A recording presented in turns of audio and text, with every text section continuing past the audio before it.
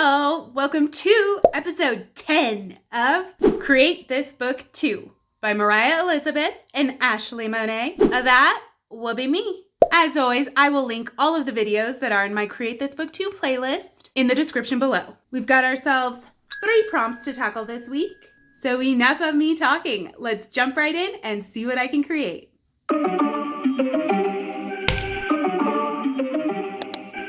Alrighty, starting this week off, we've got create a wish. Make a wish here.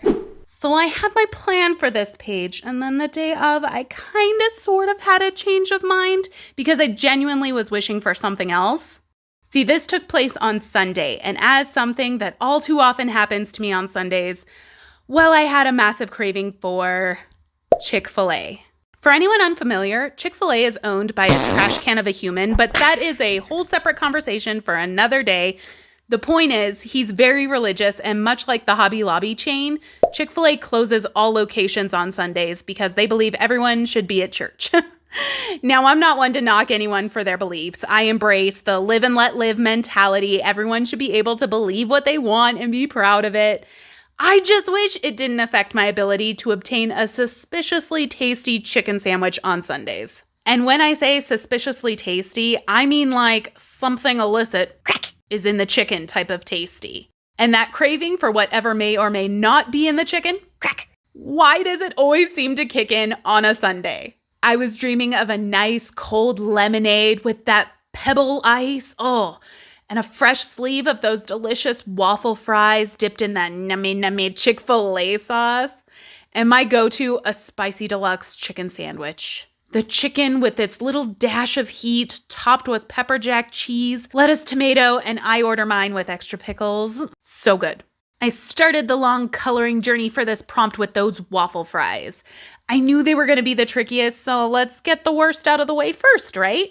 But it actually didn't end up too bad. I just started with those crispy potato skin edges, then added some shadows into the ridges, then a little golden yellow over it all for that crispy fry look. Then that brought me to the chicken sandwich, and honestly, coloring this bun and trying to get it smooth ended up being the most difficult part of the entire thing. It just looked so streaky. I even tried to run the colorless blender over the whole thing to even it out, but it kind of was what it was. On the flip side, I was quite pleased with myself in coloring this chicken. I started with a dark reddish brown for all the most crispy bits and the shadows. And then I finished it off with that perfect crispy golden orangey brown. Oh, chef's kiss. I will say that choosing this subject for this prompt, while it came from a very genuine place, it was a bad idea. If I wasn't obsessing over it before, try staring at the thing you want most for 2 hours straight. Like I was practically drooling all over my paper. I used this little red fine liner to draw the Chick-fil-A logo on the fry sleeve and write in that itty bitty text, sprinkled with sea salt. And then I just went on a red rampage, coloring the drink straw and the Cups chicken logo. You know, Phoebe recognized the logo on a delivery van the other day, and I'm thinking we maybe perhaps eat a bit too much Chick-fil-A. A dash of yellow for that ice cold lemonade, and then just using a little gray for some shadows on that fry sleeve and the cup, those itty bitty bits of ice. Oh yeah, and I couldn't forget about that little dotted print they have on the inside of the fry sleeves. The devil's in the details, am I right? Now's where I use colored pencils, just to punch up the colors and add some shading. And if you were wondering at all, obviously my wish did not come true here. There are some things that are just impossible, like Chick-fil-A on Sundays. But bless his heart, Cody did try his best and brought me a spicy Asiago chicken sandwich and lemonade from Wendy's. Inferior? Yes, but it's the closest thing you can get on a Sunday. Now for my jam. It's juicy highlight time.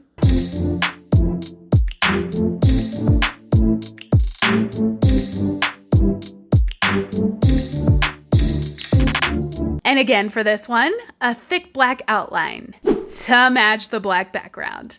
At this point, black backgrounds are almost like the standard for me. Like it's more noteworthy if I do literally any other color background now.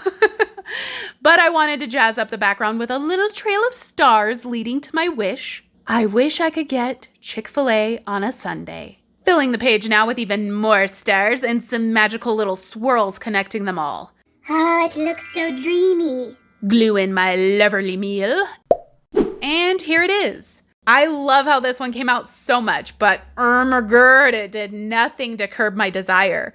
And since my family only eats out on the weekends, well, I had better remember how much I need that itch scratched on Saturday this time. Okay, next prompt. Create a modified character.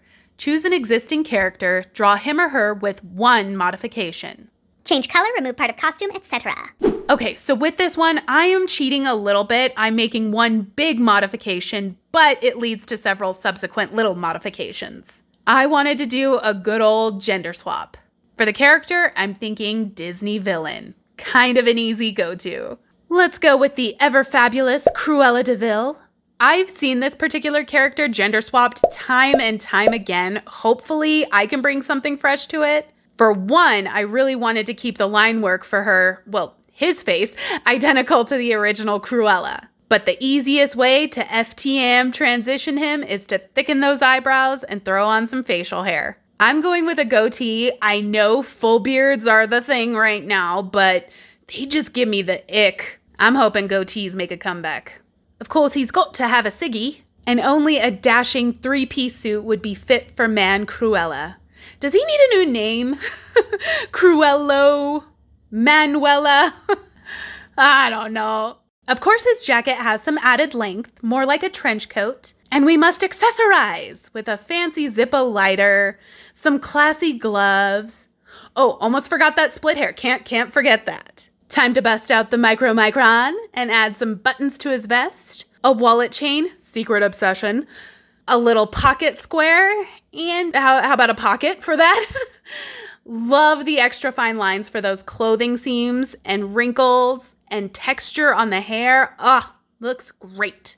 Now I gotta have some fun with the colors. I wanted that long jacket to be that pale yellow of She Cruella's fur coat. And of course, I want it lined with red, just like hers as well. Lots of red accents on this, the tie, the pocket square, and his gloves. He needs that pasty, sallow skin, of course.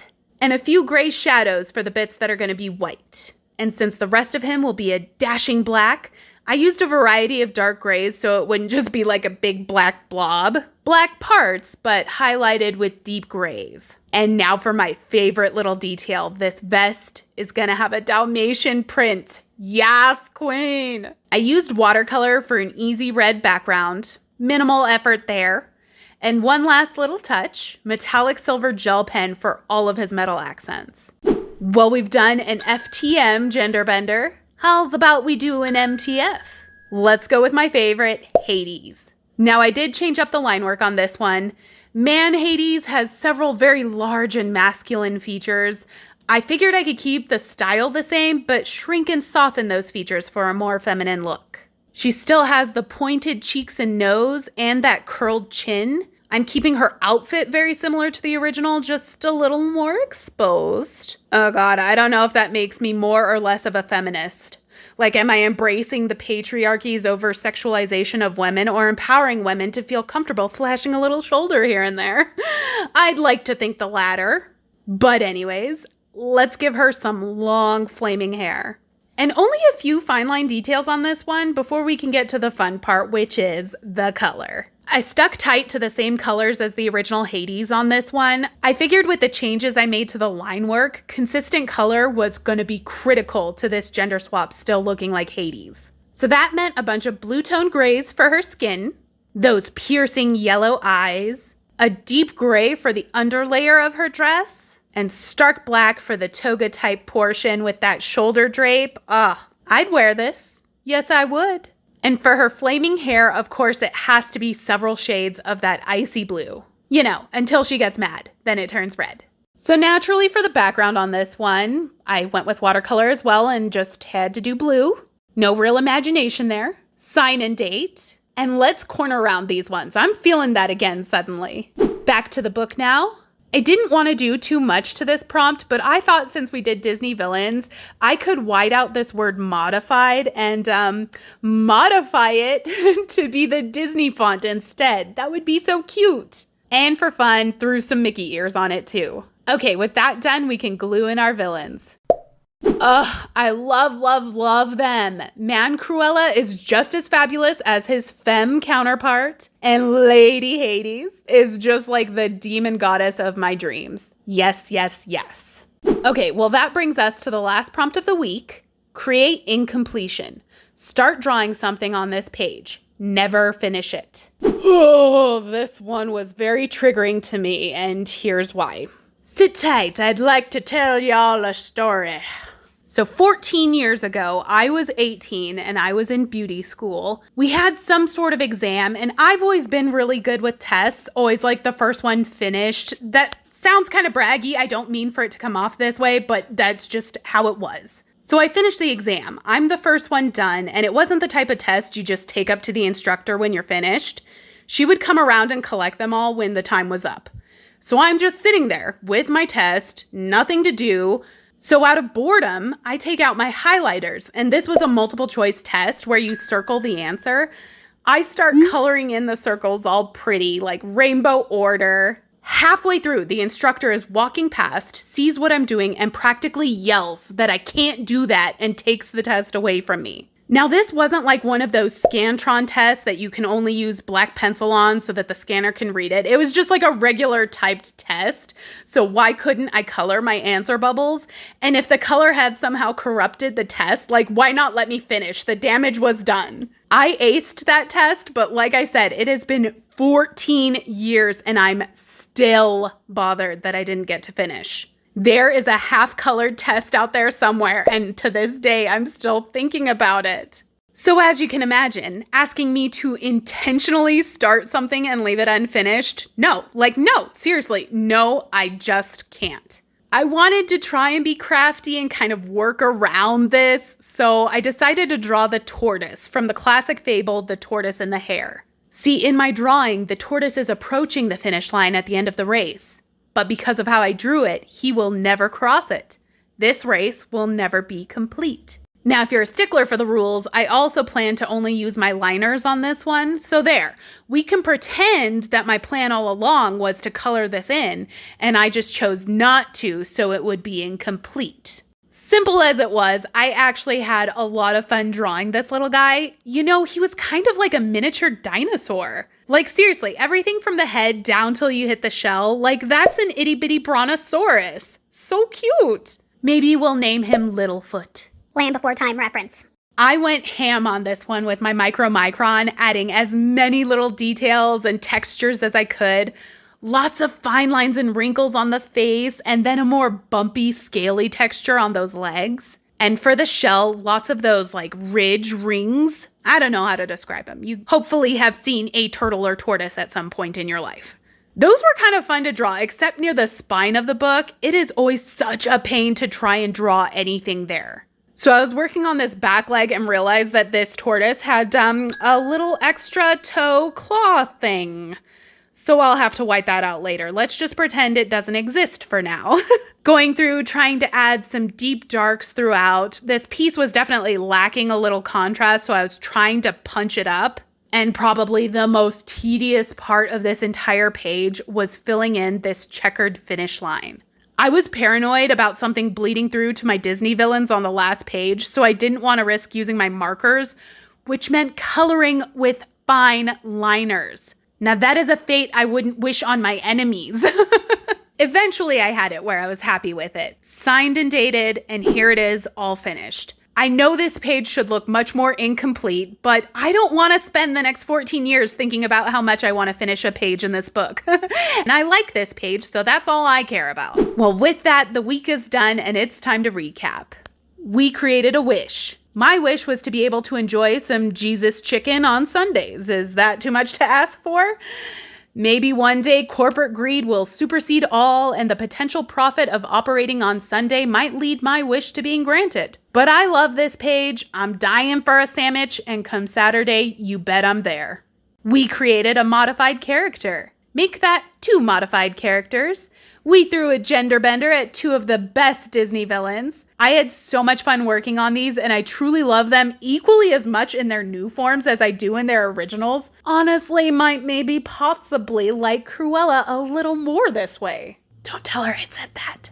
And lastly, we created an incompletion of sorts. My sweet little tortoise will never finish the race that he has been going slow and steady to win. Also, if you want to split hairs, I did not color this, so yeah, incomplete. I love this one anyways, as it is, and I will not be bothered by this incompletion for the next decade, so that's a win in my book. This was a fun little week. Thank you guys so much for watching, and until next time, goodbye.